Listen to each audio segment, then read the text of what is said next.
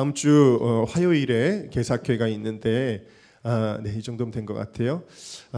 우리 이제 손님들이 지방에서 많이들 오십니다. 그러니까 늘 이럴 행사가 있을 때마다 이제 대청소를 해야 되겠구나. 오늘도 청소 광고를 해야지. 이런 마음이 들어서 어제 주보에 그런 내용을 이렇게 기재하고 있었습니다. 그런데 문득 드는 생각이 뭐냐면 귀한 손님들이 오시지만 사실은 우리가 간구하는 가장 귀한 손님이 매주 사실은 매일 우리 은정교회에 방문하시는데 누구시죠, 여러분?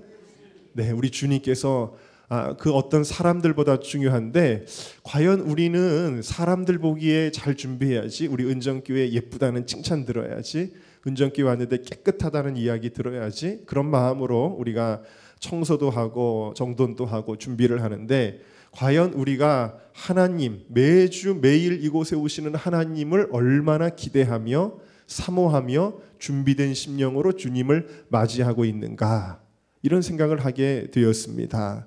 여러분, 주님의 임재를 사모하십니까? 주님의 임재를 기대하십니까? 그 주님의 임재를 기대하는 마음으로 여러분 준비된 심령으로 이 시간에 나오셨습니까? 그리고 주님의 임재가 정말 우리의 관념과 철학과 사상이 아니라 이 시간에 실제로 우리 가운데 지금 바로 이곳에 주님이 임재하시고 이 시간에도 말씀을 통하여 내게 말씀하시고 내가 찬양을 부를 때 그 입술의 소리 하나하나를, 우리의 손짓 하나하나를 다 받으신다라는 것을 여러분들이 정말 믿으십니까? 그리고 이 예배 가운데 어떤 다른 화려한 것이 있다 할지라도 주님의 임재가 없으면 안 된다는 그 주님의 임재의 중요성을 여러분들 정말로 믿으시나요? 네, 여러분 그 임재가 여러분들에게 오늘 있으시기를 주님의 이름으로 축원합니다. 오늘 하나님의 임재에 대한 내용을 다루는데 이사야가 성전에서 하나님의 놀라운 임재를 경험하지 않습니까? 바로 이 임재의 사건을 통해 우리 임재가 얼마나 중요한지 세 가지를 좀 나누고자 하는데요. 첫 번째 함께 따라하겠습니다. 하나님이 임재하실 때 천국이 됩니다. 여러분, 천국은 어떤 곳이죠? 천국에는 뭐가 있죠? 천국을 떠올리면 우리는 금은보화, 금길, 아름다운 건물들, 그리고 아름다운 천사들이 날아다니고 노래를 부르고 그리고 생명수 아름다운 시냇물이 흐르고 좌우에 또 생명 실과를 맺히는 그런 나무들이 있고 우리 아름다운 광경들을 우리가 떠올리게 될 것입니다. 물론 천국의 모습들 중에 하나이죠. 그러나 아무리 아름다운 그런 모습들이 있다고 해서 그것이 천국을 결정짓는 것은 아닙니다. 무엇이 천국을 결정짓느냐? 무엇이 천국을 결정짓느냐? 그것은 하나님이 계시다는 것이 천국을 결정짓는 거예요. 그래서 요한계시록 21장에 보면은 천국에는 뭐가 없냐면 성전이 없대요. 무슨 소리입니까, 목사님? 천국에 가면은 성전이 없다니요? 천국에 가면 성전이 더 많아야 되는 것 아닙니까? 그렇지 않대요. 왜 성전이 없냐면 우리 주님이 그 신이 성전이 되시기 때문이다라는 거예요. 또 성전에는 또 천국에는 해와 달이 없대요. 목사님 무슨 소리입니까? 천국이 어떻게 어두컴컴한 곳이 될 수가 있습니까? 아니죠. 성경은 말하기를 하나님의 영광이, 그리고 그 어린 양이 등이 되시기 때문에 해나 달 따위는 필요가 없다라는 거예요. 그러니까 천국은 어떤 곳이냐면 주님의 임재로 꽉 찬 곳, 네, 주님의 임재로 가득 찬 곳이 천국인 줄로 믿습니다. 볼륨 조금만 더 줄여주세요. 자, 그래서 여러분, 이것은 곧 무엇을 의미하냐면 하나님의 임재가 있는 곳에는 그것이 곧 천국이 된다라는 거예요. 여러분, 비록 우리는 아직 죽지 않았어요. 그래서 천국에 이르지는 않았지만 이 땅은 천국과는 정반대의 현실, 고통과 슬픔과 질병과 아픔과 전쟁이 가득한, 거짓과 모략이 가득한 정말 피폐한 우리 이 타락한 땅에 우리가 발을 딛고 산다고 할지라도, 그렇다고 할지라도 우리는 이미 천국을 경험할 수 있습니다. 어떻게 천국을 경험하느냐? 지금 우리 마음속에 하나님의 임재가 꽉 차면 우리 마음에 천국이 되는 거예요. 여러분의 가정에 하나님의 임재가 임하면 여러분의 가정이 나 집구석에 들어가기 싫어. 혹시 그러신 분들 계시나요, 여러분? 좀만 더 늦게 들어가야지. 그런 분 계시나요? 여러분, 가정에 하나님의 임재가 있으면 천국이 되는 것입니다. 여러분 교회, 우리 교회 빼고 어떤 교회들은요, 교회 가는 게 오히려 은혜가 안 된다는 거예요. 주일날 교회 가봐야 그냥 뭐 싸우고 그리고 미워하고 서로 시기하고 막 그래가지고 교회 가는 게 은혜가 안 되는데, 그래도 예배는 드려야 되니까 주일 성수는 해야 되니까 그런 분들도, 그런 이야기들도 있잖아요, 여러분. 그러나 교회에도 하나님의 임재가 가득할 때 교회가 천국이 되는 거예요.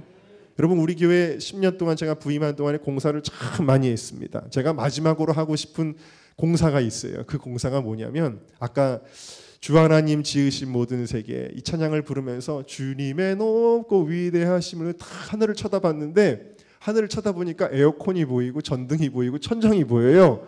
그래서 좀 답답한 거예요. 대한민국에 하나도 없는 그런 교회를 하나 만들고 싶다.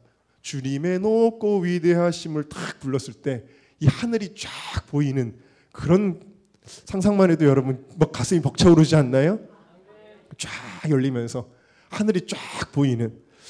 자, 어쨌든 간에 웃으시는 분이 지으실 줄로 믿습니다. 자, 여러분 상상만 해도, 교회가 근데 여러분 알아야 될 게 있어요. 교회가 아무리 시설이 좋아도요, 꽃밭을 잘 해놓고 뭐 카페를 잘 만들어 놓고 그리고 뭐 멀티미디어를 아주 화려한 거를 해놓고, 그리고 뭐 우리 교회는 시설상 그게 뭐 만들기는 어렵지만 딱 3층까지 올라오실 때 우리 권사님들 이 봉 붙잡고 한 칸 한 칸 어렵게 올라오셨는데 그냥 엘리베이터로 쫙 올라오고, 너무 좋으세요? 네. 네. 아무튼 간에 그렇다고 할지라도 거기 하나님의 임재가 없으면 그 교회는요, 결단코 하나님의 그 임재하시는 천국이 될 수가 없는 거예요. 우리 은정교회는 비록 조금 시골교회 같은 느낌은 있지만 하나님의 임재가 가득함으로 말미암아 천국 같은 교회가 될 줄로 믿습니다. 그래서 우리 은정교회 문지방을 넘어오시는 모든 분들이 천국을 경험하는 거예요. 교회가 어찌 안 가고 싶으시겠습니까?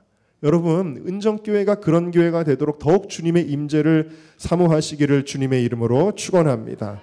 오늘 말씀의 배경을 보면은 유다의 가장 훌륭한 왕 중에 한 명이었던 우시야 왕이 죽고 난 후의 이야기입니다. 이 우시야 왕은 유다 역사상 솔로몬 이후에 가장 위대한 왕이었어요. 16살의 왕이 됐는데 무려 몇 년을 다스렸냐면 52년 동안 유다를 다스렸어요. 그러니까 굉장히 오랫동안 통치한 왕이죠. 블레셋과 암몬을 정복하고 그의 이름이 애굽의 변방까지 전 세계적으로 이름을 날렸던 아주 대단한 왕이었습니다. 그런데 문제가 생겼어요. 그게 뭐냐면, 이름을 날리면 날릴수록, 나라가 강성해지면 강성해질수록 하나님 앞에 감사하고 더 의지해야 될 텐데, 이 우시야 왕의 마음속에 교만한 마음이 들어오게 된 것입니다.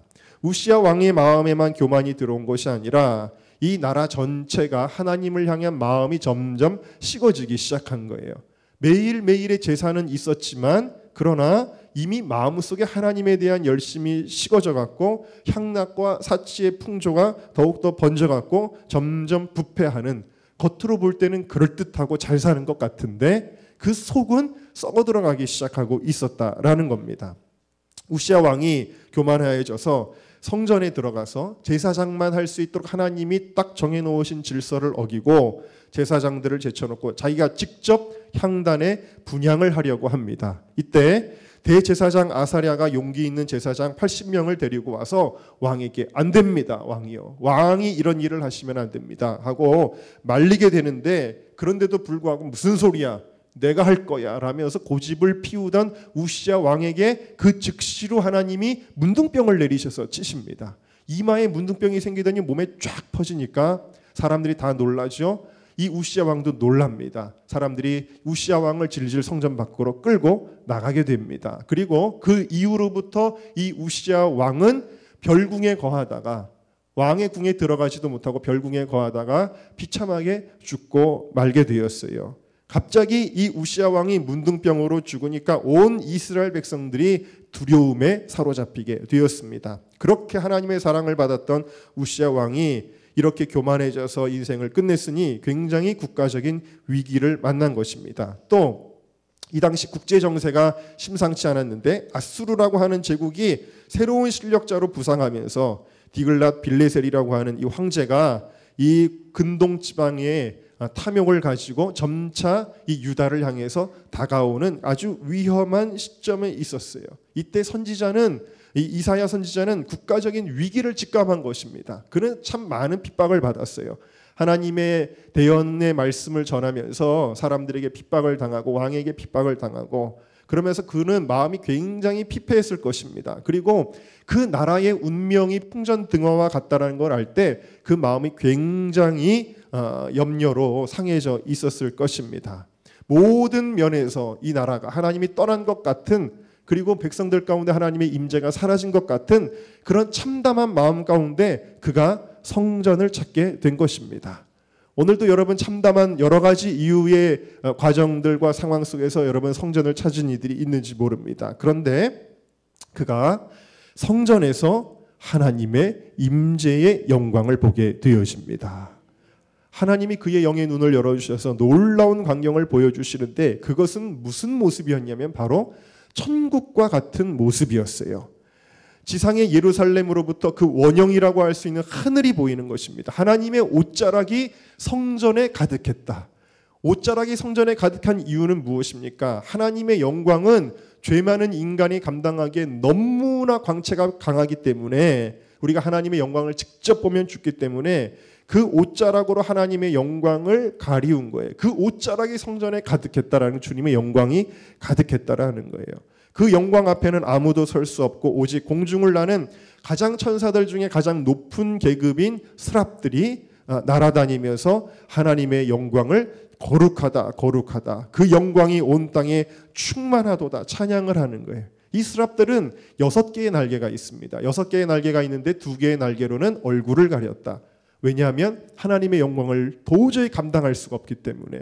또 2개의 날개는 발을 가렸다. 발은 땅을 딛고 있는 건데 이 더러운 발이 하나님의 영광 앞에 설 수 없기 때문에 발을 가립니다. 그리고 나머지 2개의 날개만 가지고 나르면서 거룩하다 거룩하다 하나님을 찬양하고 있는 거예요. 여러분 예전에 우리 장교육사님이 우리 은정교회 철야 예배 때 존귀한 주보혈이 찬양을 막 부르는데 갑자기 어디서 막 성가대, 막 대단한 성가대에 막 힘찬 찬양이 막 들렸다 그랬잖아요. 존귀한 주보혈이 막 그러면서 이게 어디서 들리는 거지? 하고 이렇게 이렇게 딱 보니까 천사들이 우리가 예배드릴 때 천사들이 찬양하더라는 거예요. 여러분 지금 이 시간에도 여러분들이 신령과 진정으로 예배만 드린다면 이 시간에도 천사들이 우리와 함께 주님을 찬양하고 있는 줄로 믿습니다. 지금 이 순간에도 천사들도 귀를 쫑긋 세우고 하나님의 말씀을 듣고 있는 줄로 믿습니다. 그 찬양의 그 영광이 얼마나 또 강한지 문지방이 막 흔들렸다 그랬어요.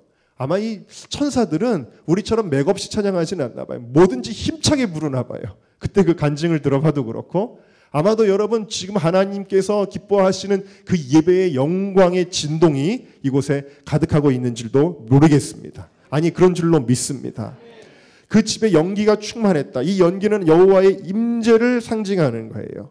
연기, 구름에 하나님의 영광의 구름이 빽빽하게 이 자리를 채울 때에 사단 마귀는 다 떠나가고 하나님과 우리가 직접적으로 만나는 귀한 시간이 되는 줄로 믿습니다. 여러분 현실이 아무리 공허하고 혼란스럽고 피폐하고 고통스러워도 하나님이 임재하시는 곳에 천국이 임하는 것입니다.